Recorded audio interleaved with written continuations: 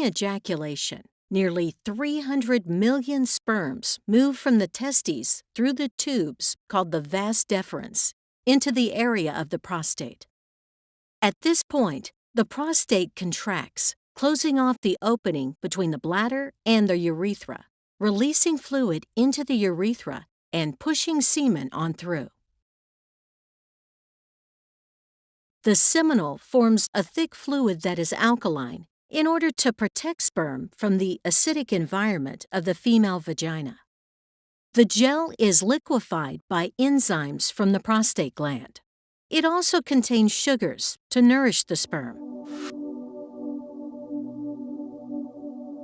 The seminal plasma is left in the vagina.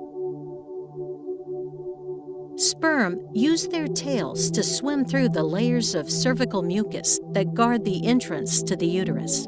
During ovulation, this barrier becomes thinner and changes its acidity, creating a friendlier environment for the sperm.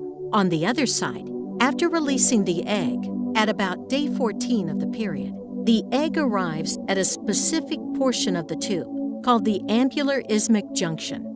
It rests for another 30 hours. Fertilization occurs in this portion of the tube. Once the sperm has entered the uterus, contractions propel the sperm upward into the fallopian tubes. To meet the waiting egg, sperm must travel from the vagina to the fallopian tubes, a tough journey that few sperm survive. This process may be nature's way of allowing only the healthiest sperm to fertilize the egg to provide the best chances of having a healthy baby. The first sperm enter the tubes a few minutes after ejaculation. But, however, the first sperm are not likely to fertilize the egg. Motile sperm can survive in the female reproductive tract for up to 5 days. The magic happens in the fallopian tubes. The fallopian tube pushes the egg towards the uterus. Cilia push the sperm towards the egg. Also, the surrounding cells of the egg produce a chemical that attracts sperm.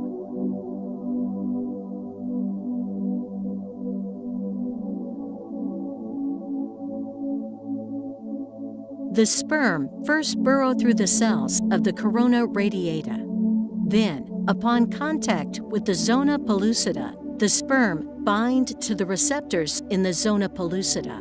Then, the enzyme-filled cap of the sperm, called the acrosome, releases its stored digestive enzymes. Finally, the sperm must fuse with the egg plasma membrane. This event causes the egg membrane to change and prevent other sperm from attaching to it. Now attached, the sperm's nucleus, where the chromosomes are stored, enters the egg cell, looking for the egg's nucleus. Egg combines genetic material with the sperm to create a full set of chromosomal DNA with 23 pairs of chromosomes that contain a unique copy of half the genes of the parent source.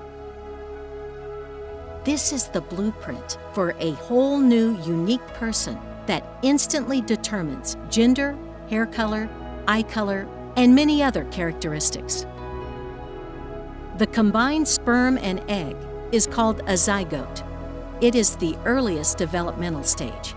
It divides rapidly in the days following fertilization. The zygote then travels down the fallopian tube to the uterus.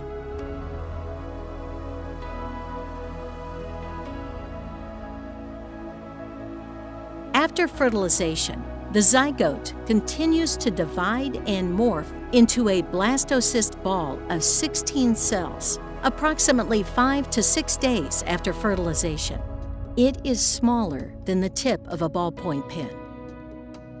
Only 20% to 30% of fertilized eggs will reach the blastocyst stage. Embryos that survive this stage of development have a high implantation potential once transferred into the uterine cavity. The blastocyst hatches out of its shell and burrow into the uterine wall, endometrium. which serves as the source of oxygen and nutrients. About 4 weeks from the beginning of the last period, near the next period, the blastocyst has begun to produce the pregnancy hormone to tell your ovaries to stop releasing eggs. From then on, the menstrual cycle pauses. The blastocyst is called an embryo now. Home pregnancy test might be able to get a positive result.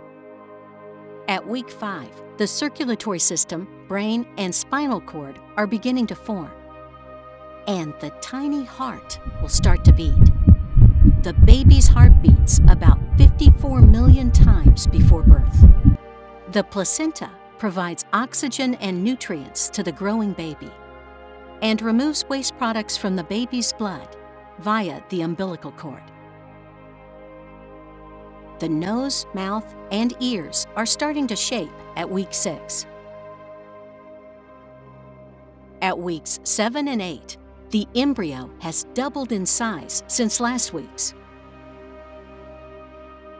Little hands and feet start to grow. At week 9 to 12 of pregnancy, the embryo is called a fetus. The baby is almost fully formed and has completed the most critical portions. The facial features are more recognizable. The fetus's head is rotated and bent towards the chest, and he can occasionally touch his face. The diaphragm muscles start to grow. The reproductive, circulatory, and urinary systems are all at an advanced stage of development. The fetus will urinate in the amniotic sac. It is a sign of the proper functioning of the fetus's body. If the baby is a girl, her ovaries contain millions of eggs. If the fetus is a boy, his testicles will already start producing testosterone, male sex hormone, which is necessary for the development of his reproductive system. She or he is about 5 centimeters in size and 14 grams in weight.